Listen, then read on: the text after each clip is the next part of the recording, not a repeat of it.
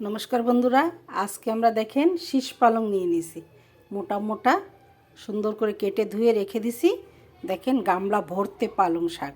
এটা আমরা কি করে রান্না করি আমার ভিডিও পুরো দেখবেন, তবে বুঝতে পারবেন এত টেস্টি হয় এই শাকটা।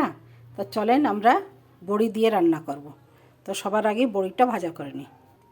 এ দেখেন চাল কুমড়ার বড়ি আগে একটু লাল লাল করে ভাজা করি। হয়ে গেছে ভাজা, আমাদের নামায় নেব। এবার সবার আগে আমরা আলুগুলো দিয়ে দেবো। আমরা সোমবার পরে দেবো। আগে আলুটা একটু ভাজা ভাজা করে নিই, তার শাকটা দেবো। এবার শাকগুলো দিয়ে দেবো।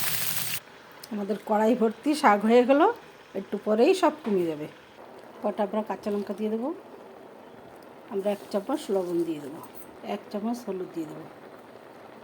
এবার আমরা একটু ঢাকা দিয়ে রাখবো। এবার আমরা ঢাকনটা খুলি। দেখেন শাকটা কত কমে গেছে। এবার এটা আমরা ভালো করে নেড়ে দিই। আমরা একটু মশলা বেটে নেব, একটু জিরা, কাঁচা লঙ্কা, একটু আদা।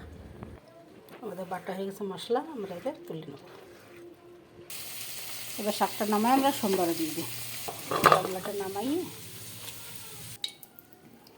সোমবারাতে আমরা কটা জিরা আর শুকনো লঙ্কা দিয়ে দেবো। এবার মশলাটা দিয়ে দেবো।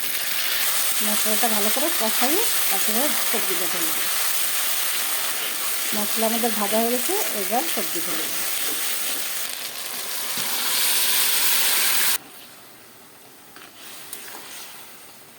চলেন বড়িটা আমরা ঠিক করে নিই। বড়িটা একটু ভেঙে ভেঙে ছোটো করে তারপর দেবো। আস্তে আস্তে এটা দিয়ে ভেঙে নেবো বড়িগুলো। বন্ধুরা লাস্ট অবধি আমরা হামাল দিস্তাতে কুটলাম, ওতে ছিটে যাচ্ছিলো চারিদিকে। চলেন এবার ঢেলে দিই। আর একটু জল শুকাবে, তখন আমরা নামিয়ে দেবো। দেখেন কত সুন্দর দেখতে হয়েছে, খেতেও সুন্দর টেস্ট হয়। এত সুন্দর মিষ্টি শাকগুলো। এবার আমরা শাকটা নামাই নেব। দেখেন আমাদের শাক কমপ্লিট, কত সুন্দর দেখাচ্ছে।